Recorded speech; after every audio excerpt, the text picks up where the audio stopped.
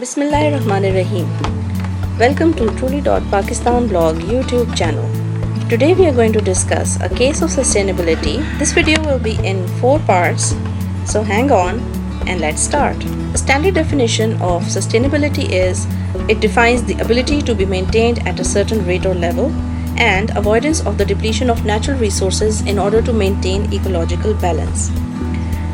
In other words, sustainability is the use of natural resources in such a way that they are available for a long time in future and they also do not harm the environment. How to incorporate sustainability in your answers? Students must remember that it is important to understand that sustainable resources are linked to almost all units of the syllabus. That is 20592. You should learn the standard definition first because obviously the command word define is included in your syllabus. But when the terminology or the definition is linked to a specific topic, such as any of the units, the sustainable practices must be incorporated in answers with details and examples. So let's have a look at the units individually. In part 2 today, for sustainability in answers, we will discuss sustainability in agriculture and mining. So let's begin with sustainability in agriculture.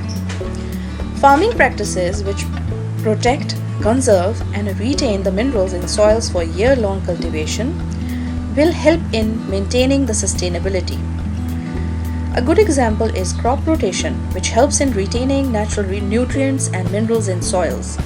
For instance, when sugarcane ratooning is practiced, soils are deprived of potash, so the farmer must plant a crop in rotation which would not use up potash from the soils further. This creates a gap for the minerals to retain naturally. Other than that, holistic farming practices can reduce the stress on the farmers to use chemicals for every problem. This results in eutrophication, leaching, percolation, or soil stiffness. One example can be that rice farmers experience attacks of pests such as snails and may use pesticides to get rid of them. But in holistic farming, the farmer would rather keep a flock of ducks near the farm, and the ducks love snails. So a cycle of dependency is created in the farm and in the long run reduces use of chemical concoctions. This farm would also be producing not only the duck meat, eggs, but rice as well. Another sustainable agricultural practice is strip farming. It helps in growing multiple crops in a single farm. This not only makes multiple crops available at different stages of the harvest season, but also creates a more natural environment as well. The farmers can utilize planting crops which can support the growth of each other. For instance, in Sindh, date palms are grown on the boundary of leafy crops like maize, as date palms can act as windbreakers. Date palms are also planted along carrés to hold the walls intact with its roots. Now let's have a look at the sustainability and mining.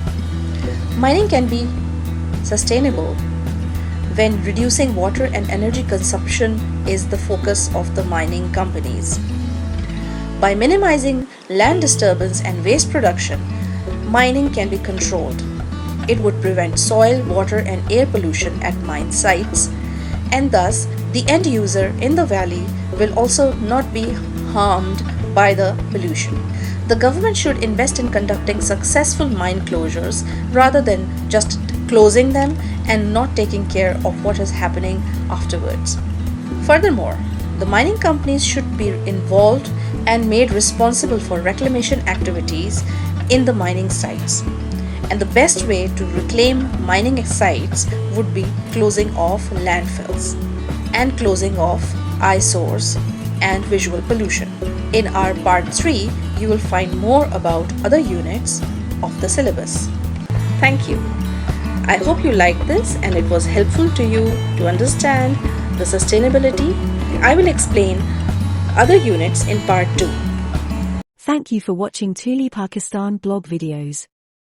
Support us by hitting the like button, share and subscribe. You can also share comments, questions and suggestions below. See you until next video.